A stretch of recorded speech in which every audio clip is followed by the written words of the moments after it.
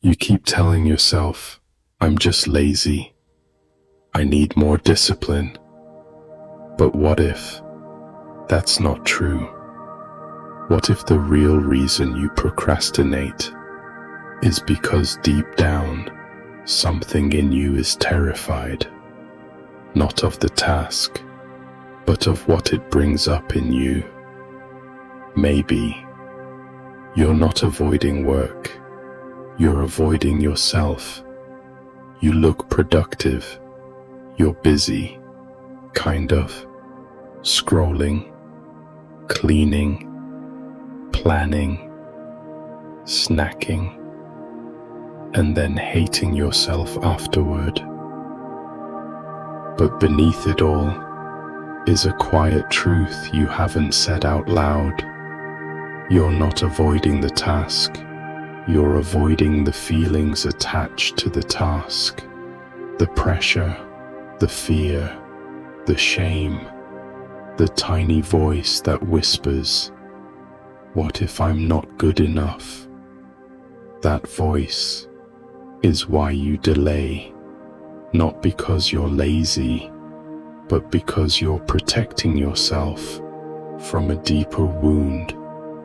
We keep treating procrastination like it's the disease, but it's a symptom, a smoke signal, a nervous system saying, something about this feels unsafe. When your body perceives danger, even emotional danger, it reacts. Freeze, avoid, distract. And so, you open Instagram, eat a snack, suddenly remember the dishes. It's not weakness, it's survival. Think about the thing you keep avoiding.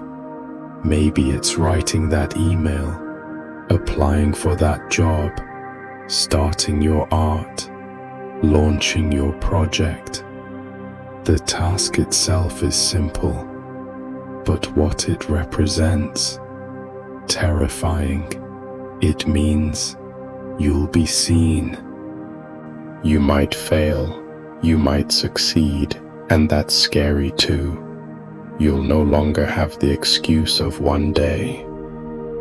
And worst of all, you'll have to face who you become when things don't go perfectly. There's a voice in your head. You know it well. I'm not ready. I'll just mess it up. What's the point anyway? Who do I think I am to try this? This voice was born from moments long ago when you tried and were told it wasn't good enough, when you hoped and were disappointed, when you were vulnerable and someone laughed. And so now the safest thing to do is not to try at all. Not trying means you can't be rejected. Not starting means you don't risk failing. But it also means you never get to meet the version of yourself who could have grown. You wait to feel ready. You wait for motivation, for the perfect morning, the right playlist, the surge of, I can do this. But here's the truth. Procrastination isn't solved by motivation. It's solved by safety. Your nervous system needs to feel safe enough to begin, to risk being imperfect, to sit in the discomfort of trying, because motivation is fleeting, but safety, that changes everything. There's a younger version of you still inside, and they remember the time you got the answer wrong and were laughed at. They remember the parent who expected perfection. They remember feeling invisible unless they performed well. That part of you now shows up when you sit to work. Their fear whispers, "Let's just not. It's safer. Let's scroll a little more. We'll do it later. Let's disappear before we disappoint anyone." You're not just procrastinating, you're protecting that child. Even if the danger is no longer real, we shame ourselves for self-sabotaging. But what if it's not sabotage, but self-preservation? Your brain learned that it's safer to wait, to delay, to distract, because action used to equal pain. So of course it resists. You're not broken. You're just wired for protection.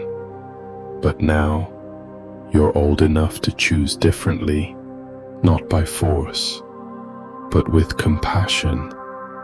The solution to procrastination isn't more force. It's not shaming yourself into action. It's not writing another to-do list filled with things that terrify you. It's asking a different question. How can I make this feel safer? What would it look like to take one tiny step? What part of me is scared? And how can I speak to it with kindness? When you shift the tone from pressure to permission, from discipline to gentleness, everything changes. You don't have to finish today. You don't even have to do it well. You just have to begin. Messy, scared, unsure. Progress isn't born from perfect action. It's born from brave action. From choosing to sit in the discomfort and stay. And every time you do, you prove something powerful to yourself. I can feel fear and still move. I can doubt myself and still try. I don't need to be perfect to be worthy of starting. The task you keep avoiding, it's not just something on your list. It's a mirror, a portal, a test. It's where you get to meet the version of yourself you've been hiding from. The courageous one, the expressive one, the one who's willing to risk being misunderstood in order to be true. That's what procrastination is really keeping you from. Not productivity, but becoming. Pause, take a breath, and ask, if I wasn't afraid, what would I do next? What if I let myself start badly, just to begin? What would happen if I showed up anyway? You don't need to be fearless. You just need to move gently. You don't procrastinate because you're weak. You procrastinate because some part of you learned that silence is safer than failure. But you're not that person anymore. Tell me in the comments, what have you been avoiding? And what do you think it's protecting you from? Subscribe to My Raw for more soul-deep explorations into healing, fear, identity, and truth.